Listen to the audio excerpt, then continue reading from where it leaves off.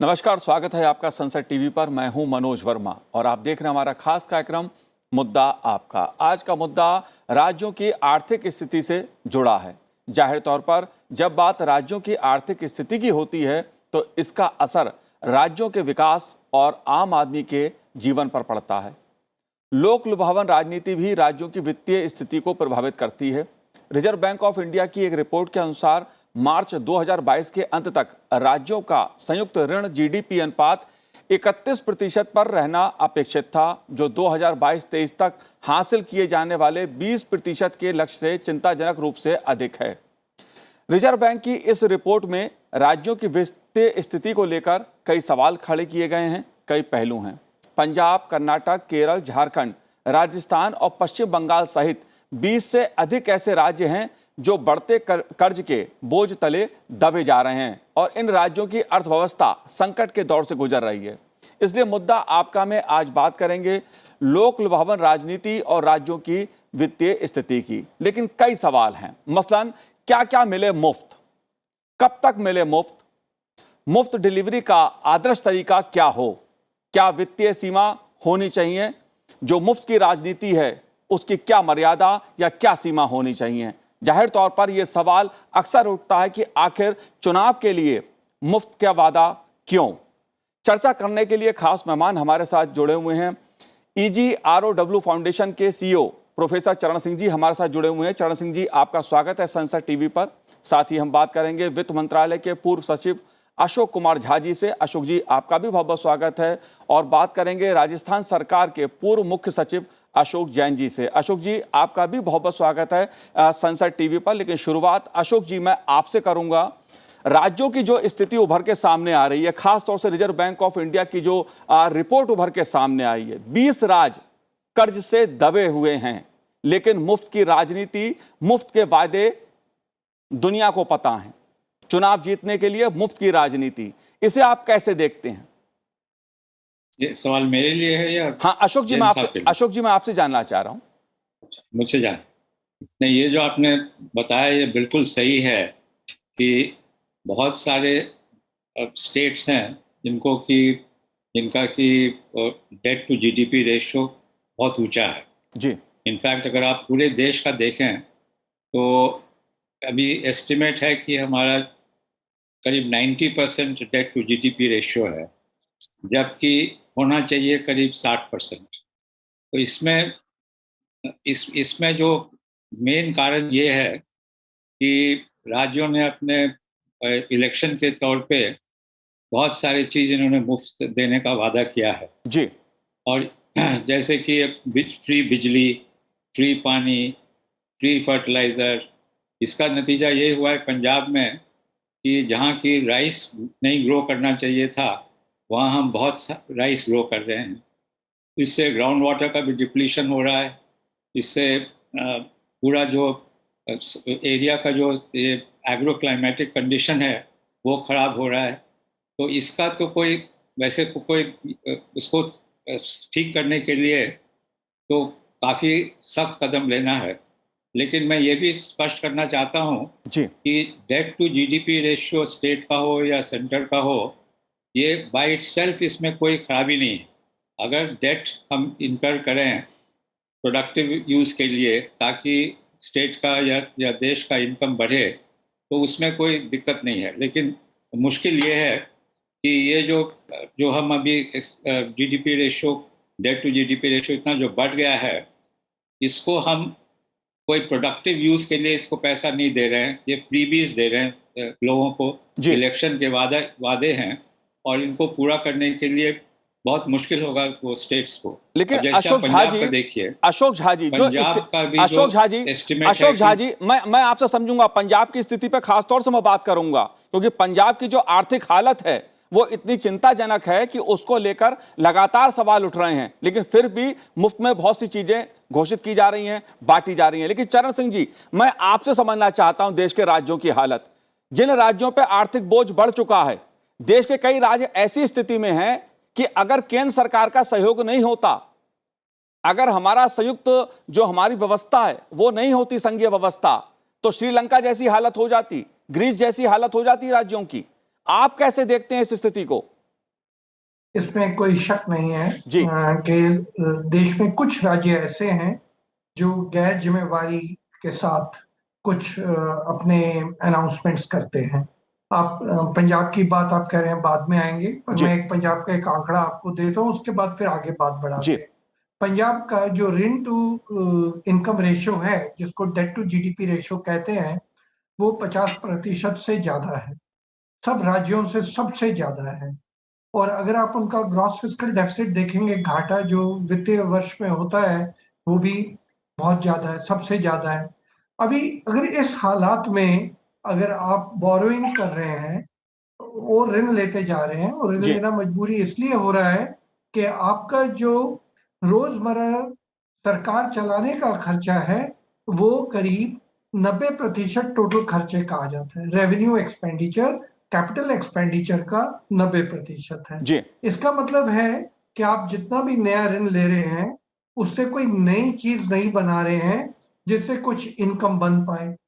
तो आप एक डेट ट्रैप की सिचुएशन में चले जाते हैं, क्योंकि आपने ऋण लिया हुआ है और आपका जो रेवेन्यू रिसीट्स हैं, जो आपके टैक्स पेमेंट्स आ रही हैं, उसका 20 से 25% सिर्फ ऋण उतारने में ऋण का इंटरेस्ट देने में, ऋण उतारने में नहीं, जी सिर्फ ऋण का इंटरेस्ट देने में जा रहा है। अगर ऐसी स्थिति हो जाए तो आप एक डेट ट्रैप में आ जाते हैं। तो इसके उभर के कैसे आएंगे? तो कोई इसमें शक ही नहीं है कि जी राज्यों को भी, और कई राज्य बहुत अच्छा चलते हैं, बहुत जिम्मेवारी के साथ चलते हैं, तो इसमें कोई शक नहीं है, अगर केंद्रीय सरकार इन राज्यों को मदद ना दे तो इन सरकारों की हालात बहुत गंभीर हो सकती है। और जी इसी क्योंकि ये पंजाब की बात आई, और लेटेस्ट यही खबर है कि पंजाब के जो मुख्यमंत्री हैं, वो प्रधानमंत्री जी से आके मिले थे और कह रहे थे कि हमें पंजाब के लिए इतना कुछ चाहिए। ये एक उदाहरण है, पर ये एक स्थिति भी है बाकी राज्यों में भी। सिर्फ पंजाब तो क्योंकि उभर के आउटलायर बन के सामने आ गया है, पर बाकी राज्यों में भी ऐसी स्थिति है। जैसे आप देख लीजिए राजस्थान, वो भी थोड़ा, उनकी भी स्थिति बिगड़ रही है। जी आंध्र प्रदेश की भी स्थिति बिगड़ रही है, और केरला की भी स्थिति बिगड़ रही है। तो इसलिए थोड़ा ध्यान रखना पड़ेगा कि सारे राज्यों को, बाकी राज्य अच्छे भी हैं, पर जी राज्यों को ध्यान रखना पड़ेगा कि इनकी वित्तीय स्थिति कहाँ है और इसका असर क्या होता है। एक अखीरली बात कह के मैं आगे आपको वापस आता हूं। जी अगर आप कैपिटल एक्सपेंडिचर नहीं कर रहे हैं, इसका मतलब आप इन्वेस्टमेंट नहीं कर रहे हैं, इसका मतलब फ्यूचर ग्रोथ को कॉम्प्रोमाइज कर रहे हैं। तो वो जो आज की वित्तीय स्थिति है, वो आगे का क्या भविष्य होने वाला है उसको दिखाती है। जी तो वो बिल्कुल अच्छी चीज नहीं है। बिल्कुल। मैं पंजाब की बात करूंगा। पंजाब एक ऐसी केस स्टडी है देश में जिस पे सबसे ज्यादा इस समय आर्थिक दबाव है। लेकिन अशोक जैन जी यहां पर मौजूद हैं, हमारे साथ जुड़े हुए हैं, राजस्थान के पूर्व सचिव हैं। मैं आपसे समझना चाहता हूं राजस्थान की स्थिति। राजस्थान के भी आर्थिक हालात अच्छे नहीं हैं। आर्थिक जो कर्ज है, ऋण है, उसका दबाव बहुत अधिक है। क्यों है यह दबाव और मुफ्त कब तक? देखिए, ये हम एक वेलफेयर स्टेट में रह रहे हैं। जी हमारा जो प्रजातंत्र है वो वेलफेयर ओरिएंटेड है। तो हमें ये तो मान के चलना पड़ेगा कि राज्य सरकार हो या केंद्र सरकार हो, कुछ ना कुछ तो हमें सब्सिडीज और फ्रीबीज लोगों को देते रहना पड़ेगा, देते जी आए हैं, और ये दी जाती रहेंगी, दी जानी चाहिए। क्योंकि कुछ सब्सिडीज और कुछ जो फ्रीबीज हैं वो जो गरीब तबके के लोग हैं, कमजोर वर्ग हैं, वल्नरेबल लोग हैं, उनके लिए ये आवश्यक हो जाता है। जी लेकिन ये बात सामने आती है, जैसा कि अभी पंजाब का उदाहरण दिया गया और कुछ अन्य राज्यों का भी उदाहरण दिया गया, कि इन फ्रीबीज और इन सब्सिडीज की कोई ना कोई सीमाएं होनी चाहिए। जी और वो सीमाएं जो है राज्य की आर्थिक स्थिति को देखते हुए तय की जानी चाहिए। जी लेकिन हो ये रहा है कि हर बार जब भी चुनाव आते हैं तो राज्य सरकार, कोई भी, चाहे चाहे वो किसी भी पार्टी की सरकार हो या कोई भी पार्टी चुनाव में हो, तो वो एक इस तरह के अनफेयर कंपटीशन में उतर जाते हैं कि हम ज़्यादा से ज़्यादा बढ़ करके फ्रीबीज की घोषणा करें, सब्सिडीज की घोषणा करें कि जी हम ये देंगे या वो देंगे, ये फ्री देंगे या इतना यूनिट बिजली फ्री देंगे, पानी फ्री देंगे, आदि आदि बहुत सारी चीज़ें घोषित की जाती हैं। और जब घोषित की जाती हैं, फिर सरकार जब बन के आ जाती है, चुन के आ जाती है, तो उन पे दबाव रहता है कि हम उस घोषणा को अमल में लाएं। ये ऑफ लेट जो है ये चीजें होने लग गई हैं, और इस कारण से सरकार जैसे ही चुन के आती है, वैसे ही आते ही वो पहला कदम के रूप में या पहले कुछ महीनों में, कुछ दिनों में ही उनको घोषणाओं को, और खासतौर से जो ऐसी पॉपुलिस्ट घोषणाएं होती हैं, उनको अमल में लाने लग जाती है। जी तो उसके कारण क्या होता है कि जो घोषणाएं की गई हैं, जो फ्रीबीज घोषित की गई, उनका बर्डन सरकार के आते ही शुरू हो जाता है, और वो पूरे 5 साल या जब तक वो सरकार रहती है तब तक रहती है।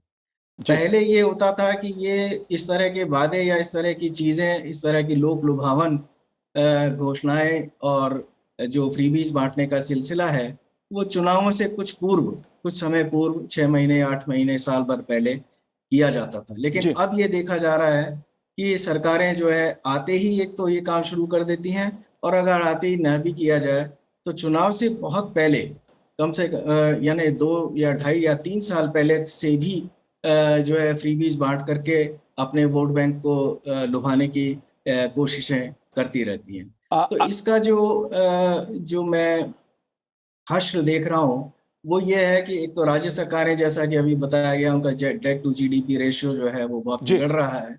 उनके ऊपर कर्ज का बोझ जो है वो बढ़ता जा रहा है।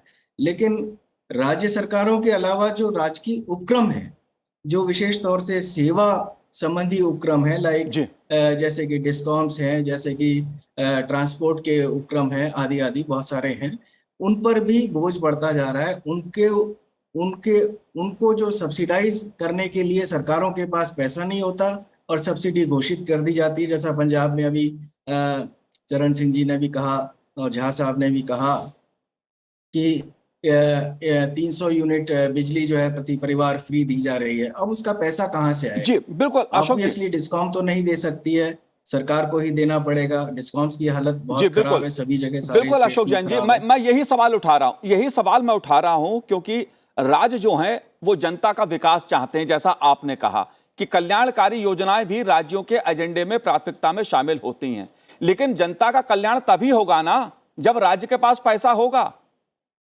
अशोक जी झा जी, बिल्कुल, अशोक आप झा जी, एकदम जी सही अशोक जैन जी, सही कुछ आप कह फरमा रहे हैं? रहे हैं। जी जी नहीं, मैं हाँ ये सर। कहना चाहता था कि अभी जो हो रहा है हमारे देश में, हर एक प्रांत में, ये एक तरह से रेस टू द बॉटम। हर एक पॉलिटिकल पार्टी ये प्रॉमिस करती है कि हम ये, अगर हम चुनाव जीतेंगे तो हम आपको ये फलाना फलाना फ्री भी देंगे। और ये, जिसको मैंने कहा कि ये रेस टू द बॉटम है, कि बिल्कुल आप वो अपना बिल्कुल खजाना को कंगाल करके आप इलेक्शन जीतने का कोशिश करते हैं।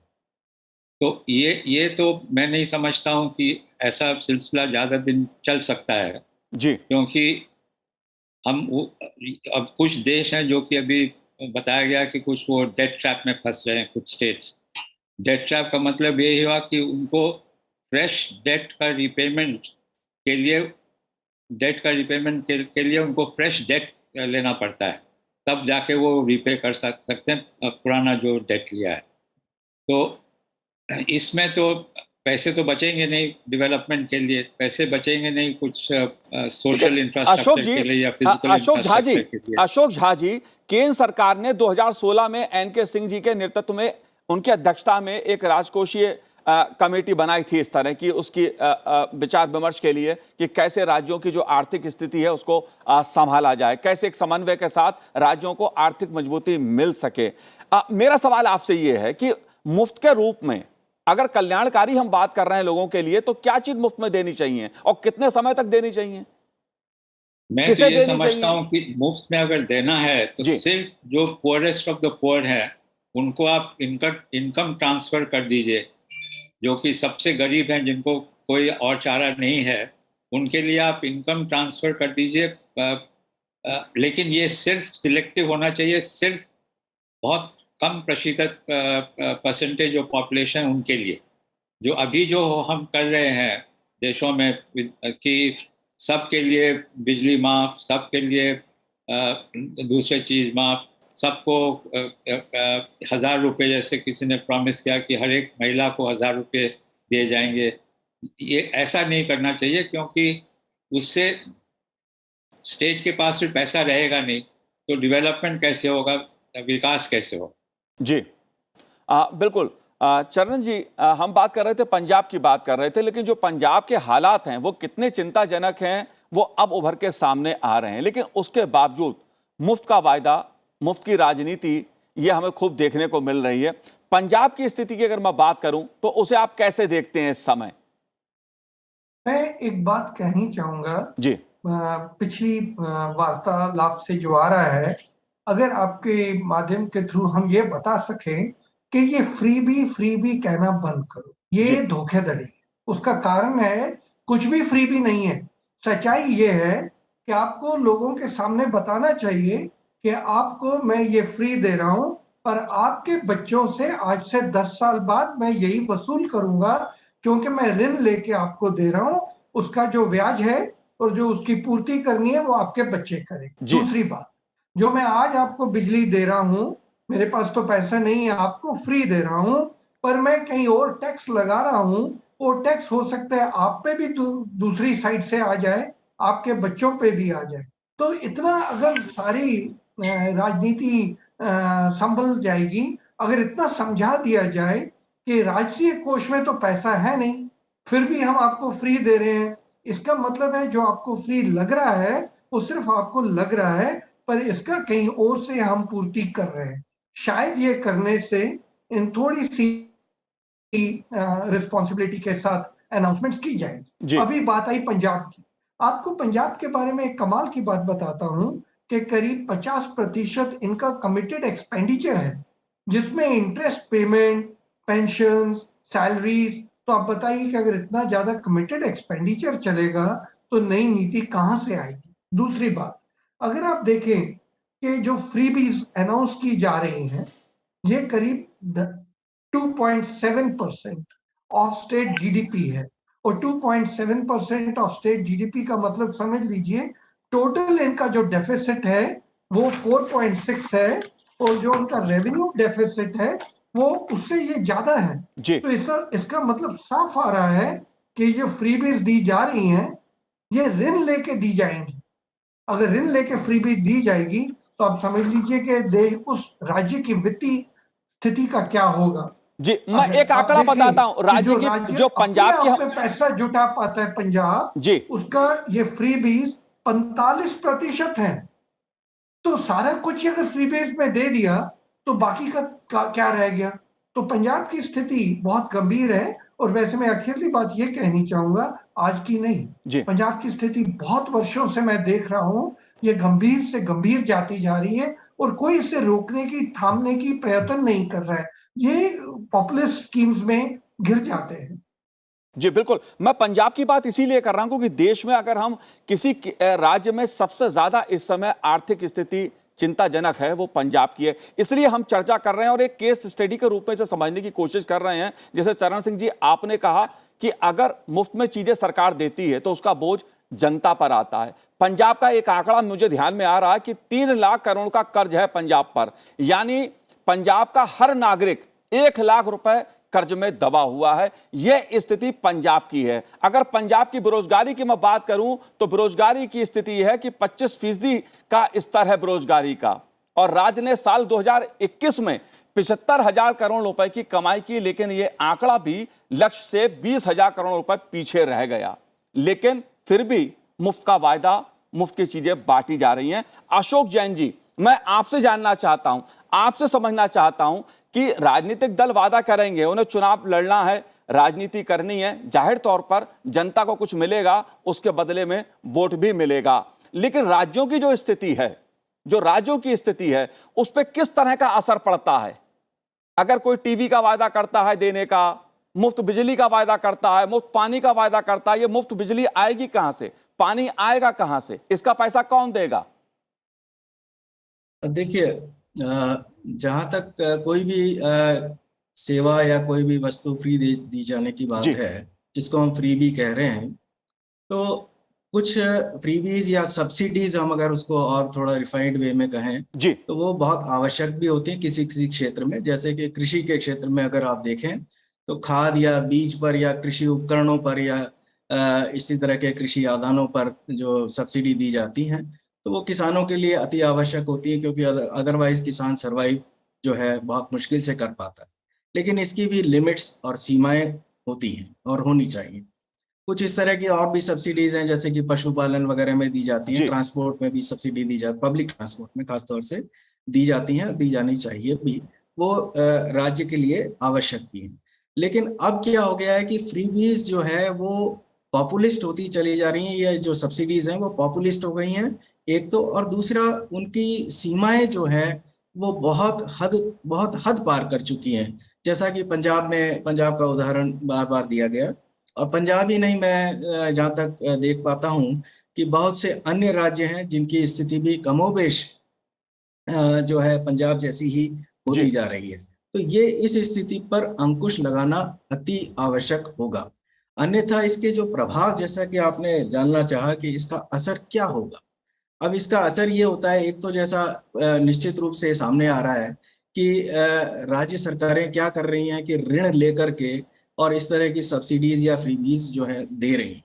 उससे उससे ये हो रहा है कि जो विकास कार्य के लिए जो पैसा चाहिए वो या तो मिल नहीं रहा है, जी।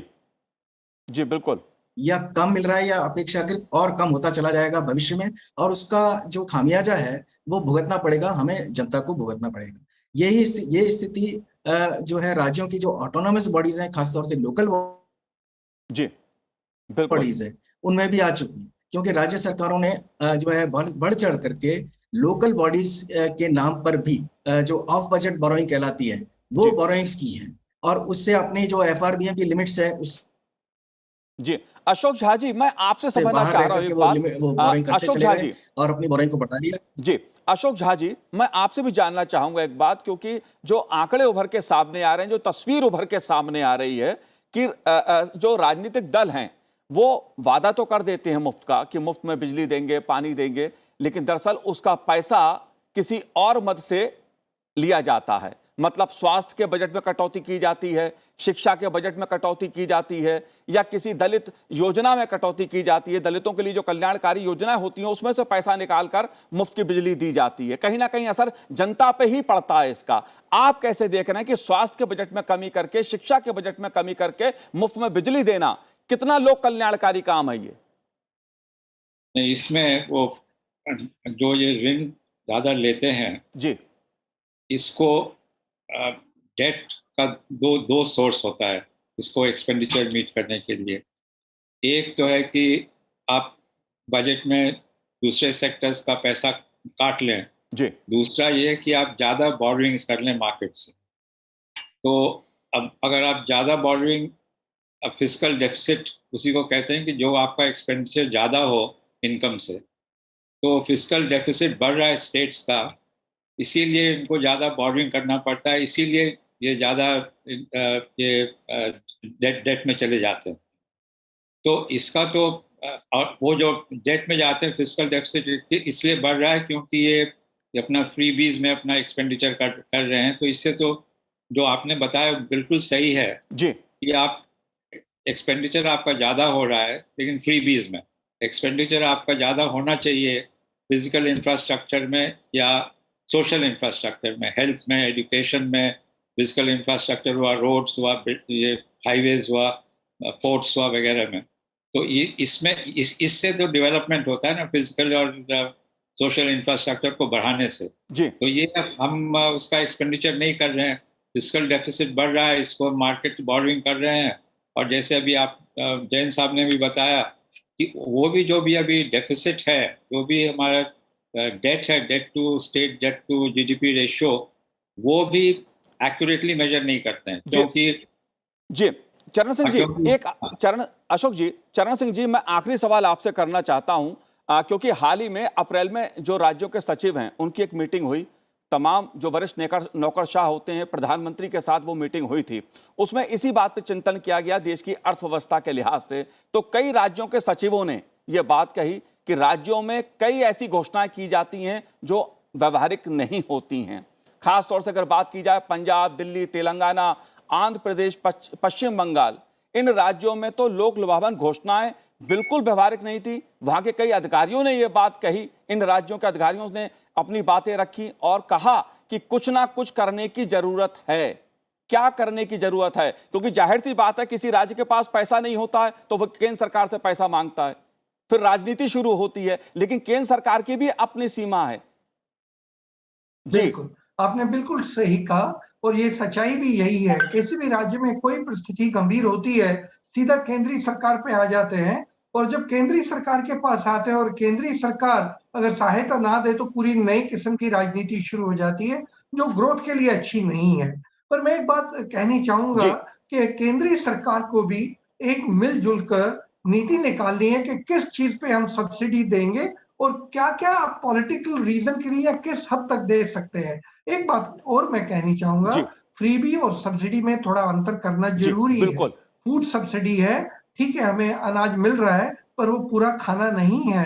पेट्रोलियम सब्सिडी है, मुझे खुद भी पैसा देना पड़ता है, कुछ कंपोनेंट उसका है, पर फ्रीबी जब होती है, फ्रीबी एकदम जैसे ₹1000 हर महिला को दिया जाएगा, कहाँ से आएगा? अगर राज्य के पास पैसा नहीं है, ज़्यादातर ये देखा जाता है और पंजाब में ये देखा जा रहा है कि आप फिर शराब के ठेके बढ़ा देंगे और शराब की लत लग जाएगी और लोग आपका पैसा तो वहां से आ जाएगा जी पर लोगों की प्रोडक्टिविटी पे फर्क पड़ जाएगा। तो फ्रीबीज को बहुत सोच समझकर यूज करना बेटर होता है, सब्सिडी को भी सोच समझकर यूज करना होता है। कहीं ये ना हो कि आगे जाके वित्तीय स्थिति इतनी गंभीर हो जाए, इतनी खराब हो जाए कि प्रोडक्टिव चीजों से पैसा रेज करने की जगह शराब के ठेके से पैसा रेज किया जाए, तो जी लोगों की सेहत के लिए भी वो अच्छा नहीं है। तो जी मुझे लगता है केंद्रीय सरकार को एक मिलजुल कर एक नीति बनानी पड़ेगी जिसमें साफ स्पष्ट होगा कि आप कहां-कहां पर फ्रीबी दे सकते हैं। आंध्र प्रदेश की अगर फ्रीबी के आप वर्णन देखना चाहें तो पेज नंबर 133 पे रिजर्व बैंक की जो जून की रिपोर्ट है, आइटम नंबर 9 देख लीजिए। जी मैं कहना नहीं चाहूंगा पर उसमें नजर मार लीजिए। मुझे तो लगता है केंद्रीय सरकार को एक पॉलिसी बनानी चाहिए और कहना चाहिए कि इस हद के अंदर रहिए, इससे बाहर मत जाइए, क्योंकि आखिर में तो आप हमारे पास ही आते हैं एज लास्ट रिजॉर्ट। तो जी इसलिए अगर मुझसे ही आके पैसे लेने हैं तो फिर मेरी भी कुछ बात माननी पड़ेगी। बिल्कुल, आपने हद की बात कही। जाहिर तौर पर अगर हद में रहकर, एक मर्यादा के रहकर अगर खर्च किया जाए, वादा किया जाए तो राज्य की आर्थिक स्थिति मजबूत रहती है और जब राज्य की आर्थिक स्थिति मजबूत रहती है तो उस राज्य में विकास के काम अच्छे होते हैं, लोगों की आर्थिक स्थिति भी अच्छी होती है और उसका असर देश की अर्थव्यवस्था पर भी पड़ता है, देश की अर्थव्यवस्था को भी मजबूती मिलती है। जाहिर तौर पर राज्य और केंद्र सरकार मिलकर ही देश की अर्थव्यवस्था को आगे बढ़ाने का काम करते हैं। आप तीनों ने इस कार्यक्रम में भाग लिया, आपका बहुत बहुत शुक्रिया, बहुत बहुत धन्यवाद हमसे बात करने के लिए। तो आज हमारे इस कार्यक्रम में इतना ही। मुझे दीजिए आज्ञा। नमस्कार।